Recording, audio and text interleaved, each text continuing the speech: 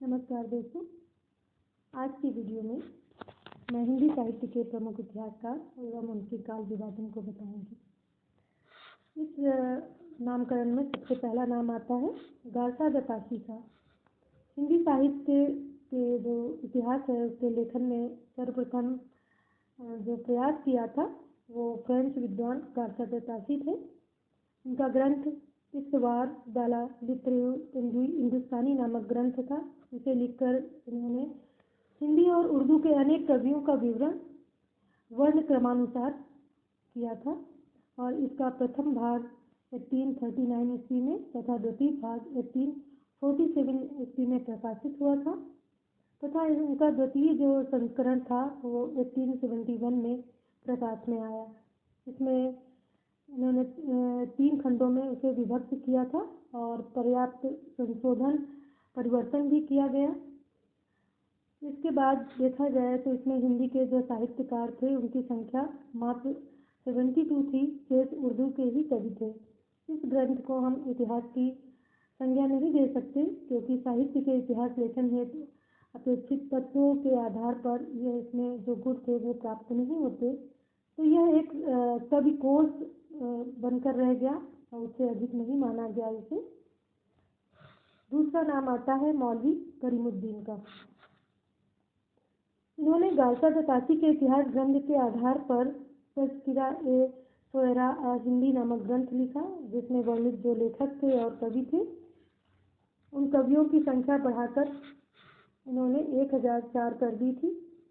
और इस ग्रंथ के लेखक ने कवियों को जन्म मरण के सम्मतों को देने का भी प्रयास किया था इन्होंने, परंतु वह ऐसा कुछ ही कवियों के संदर्भ में कर पाए थे। सभी कवियों के संदर्भ में उन्होंने ऐसा नहीं किया और ये ग्रंथ भी उर्दू के कवियों का कोश बनकर ही रह गया था।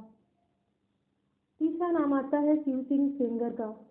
शिव सिंह सेंगर कृत शिव सिंह सरोज 1883 ईस्वी में ताशी की परंपरा को विकसित करने का प्रयास किया गया था और इतिहास लेखन परंपरा का दूसरा महत्वपूर्ण ग्रंथ भी उभर के सामने आया। इस ग्रंथ में 838 कवियों का उदाहरण दिए गए थे और कवियों की स्थापना आकार आदि क्रम में किया गया था। इसमें कवियों के जन्म काल, रचना काल आदि के संकेत भी दिए गए हैं जो बहुत विश्वसनीय नहीं है। इस ग्रंथ का महत्व केवल इस दृष्टि से है कि इसमें उस समय तक उपलब्ध हिंदी कविता संबंधी ज्ञान को संकलित कर लिया गया था, जिससे जो परवर्ती इतिहासकार थे वह उससे लाभ उठा सके। चौथा नाम था जॉर्ज अब्राहम ग्रियर्सन का। ग्रियर्सन ने the modern vernacular literature of Hindustan नामक ग्रंथ के प्रकाशन किया था और एशियाटिक सोसाइटी ऑफ बंगाल की पत्रिका ने इसे विशेषांक को प्रकाशित किया था। यह कृति नाम से इतिहास न होते हुए भी वास्तविक अर्थ में देखा जाए तो हिंदी साहित्य के इतिहास का प्रथम ग्रंथ इसे माना जा सकता है। डॉक्टर किशोरीलाल गुप्त ने सही अर्थों में इसे हिंदी साहित्य का प्रथम इतिहास ग्रंथ माना है। इस इतिहास ग्रंथ में पहली बार कवियों और लेखकों को काल क्रम के अनुसार वर्णित किया गया था और उनकी प्रवृत्तियों को भी प्रकाश में लाया गया था। ग्रियर्सन ने एक सुस्पष्ट भाषा का आधार ग्रहण करते हुए इस ग्रंथ में केवल हिंदी के कवियों को ही स्थान दिया, क्योंकि पहले वाले में उर्दू के कवि ज़्यादा हो जाते थे और हिंदी की संख्या कम रहती थी, इसलिए इन्होंने हिंदी के कवियों को ज़्यादा स्थान दिया था। इन्होंने हिंदी कवियों में भी किसे स्थान मिलना चाहिए और किसे नहीं मिलना चाहिए, इस भूल भुलैया के कारण इतिहास लेखकों की उलझन को इन्होंने दूर कर दिया था और प्रवृत्ति व कवि आधार पर भक्तिकाल को जो हिंदी साहित्य का स्वर्ण युग भी कहा जाता है। ग्रियर्सन ने हिंदी साहित्य का काल विभाजन देखा जाए तो इस प्रकार किया था। उनका जो काल विभाजन है उसका पहला चरण है विचारण काल के नाम से जानते हैं। दूसरा 15वीं सदी का धार्मिक पुनर्जागरण इस नाम से उन्होंने किया। जायसी का प्रेम कविता ये उनका तीसरा जो नामकरण था।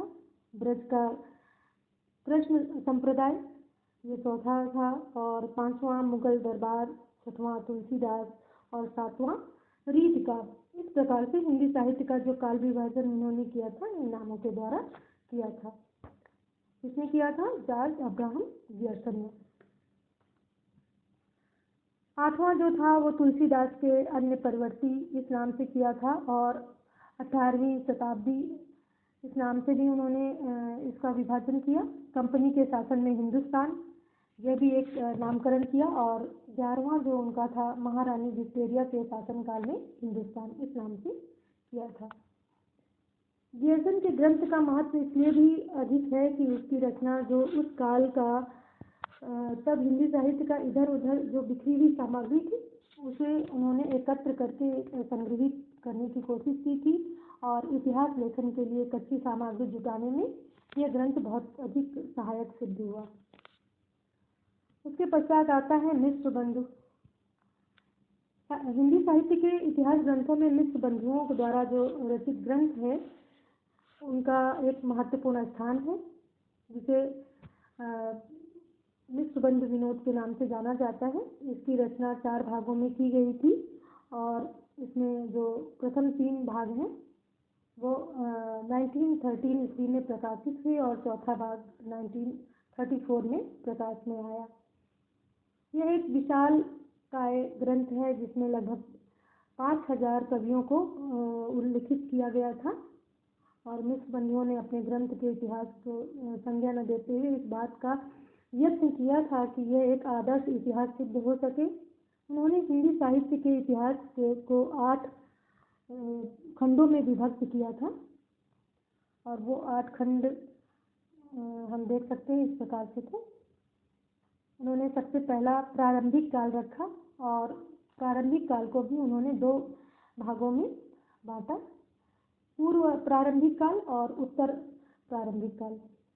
दूसरा था मध्यकाल, जिसे पूर्व माध्यमिक काल और प्रौढ़ माध्यमिक काल के नाम से उन्होंने बांटा। तीसरा था अलंकृत काल, जिसे पूर्व अलंकृत काल, उत्तर अलंकृत काल के नाम से विभक्त किया। और चौथा था परिवर्तन काल और 5वां वर्तमान काल। तो इस प्रकार से मिश्र बंधुओं ने विभिन्न कालखंडों को कवियों की परिचयात्मक विवरण प्रस्तुत किया था। उनके जो साहित्यिक महत्व को भी उजागर करने का प्रयास किया था उन्होंने। और एक और खासियत थी मिश्र बंधुओं की, तुलनात्मक पद्धति का अनुसरण करते हुए कवियों की जो श्रेणी थी उसको बनाने का भी उन्होंने प्रयास किया था। जो बाद के इतिहास लेखक थे, मिश्र बंधु विनोद से कच्ची सामग्री लेकर अपने ग्रंथ के लिए वो सामग्री जो जुटाने का कार्य करते थे वो इनके ग्रंथ से ही लेते थे। स्वयं यदि देखा जाए तो आचार्य रामचंद्र शुक्ल ने भी इस बात को स्वीकार किया था कि रीतिकाल के कवियों का परिचय लिखने में मैंने प्रायः मिश्र बंधु विनोद का ही विवरण लिया है। तो इन्होंने लेखन इतिहास की जो आलोचनात्मक प्रणाली का प्रयोग किया था, इस रचना में मिश्र बंधुओं को अपने पूर्ववर्ती इतिहासकारों से अधिक सफलता प्राप्त हुई थी। उसके पश्चात आता है आचार्य रामचंद्र शुक्ल का नाम। इन्होंने हिंदी साहित्य के इतिहास की परंपरा को सर्वोच्च स्थान प्रदान करने का प्रयास किया। इनके द्वारा रचित हिंदी साहित्य का इतिहास, जिसे 1929 ईस्वी में हिंदी साहित्य के इतिहास के नाम से प्रकाशित करवाया था और इस इतिहास की महत्वपूर्ण स्थान भी मिला, जो वस्तुतः काशी नागरी प्रचारणी सभा द्वारा प्रकाशित किया गया था और हिंदी शब्द सागर की भूमिका के रूप में लिखा गया था कि इसे ही आगे परिवर्धित एवं विस्तृत कर स्वतंत्र ग्रंथ के रूप में विस्तार दिया गया है। आचार्य शुक्ल के इतिहास लेखन की दृष्टि अधिक व्यापक और स्पष्ट और सुव्यवस्थित और वैज्ञानिक है। शुक्ल जी द्वारा महत्वपूर्ण योगदान काल विभाजन के संबंध में उनका ग्रंथ माना जाता है। मिश्र बंधुओं और ग्रियर्सन ने यद्यपि कि इस प्रकार के प्रयत्न किए थे पहले भी, किंतु उनके ये प्रयास अधिक सफल नहीं हो पाए थे और आचार्य शुक्ल ने मिश्र बंधुओं का काल विभाजन पर टिप्पणी करते हुए लिखा था कि सारे रचना काल को केवल आदि, मध्य, पूर्व, उत्तर इत्यादि खंडों में आंख मूंद कर बांट देना, यह भी न देखना कि किस खंड के भीतर क्या आता है, यह सही नहीं है। किसी वृत्त संग्रह को इतिहास नहीं माना जा सकता, ये उन्होंने आलोचना में व्यक्त किया था। आचार्य शुक्ल ने अपने हिंदी साहित्य के इतिहास में हिंदी साहित्य के 900 वर्षों के इतिहास को 4 कालों में विभक्त कर एक नया नामकरण प्रस्तुत किया था, जिसे हम इस प्रकार देख सकते हैं।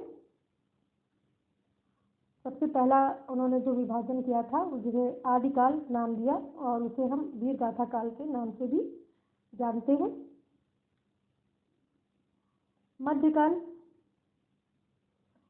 मध्यकाल को उन्होंने 2 भागों में विभक्त किया था, पूर्व मध्यकाल और उत्तर मध्यकाल। उसके बाद आधुनिक काल आता है, जिसे गद्य काल भी कहा जाता है। तो इस प्रकार से उन्होंने इसे 4 भागों में विभक्त किया था और उनकी जो विभाजन सामग्री थी वो उनकी स्पष्टता के कारण अधिक लोकप्रिय हुई। और उसके बाद यदि देखा जाए तो इतिहास लेखकों ने थोड़े बहुत जो परिवर्तन किए अपने ग्रंथों में और उसको स्वतः ही उसी रूप में स्वीकार कर लिया था। किंतु शुक्ल जी द्वारा दिया गया नाम वीर गाथा काल पर सर्वाधिक आपत्तियां भी प्रकट हुई।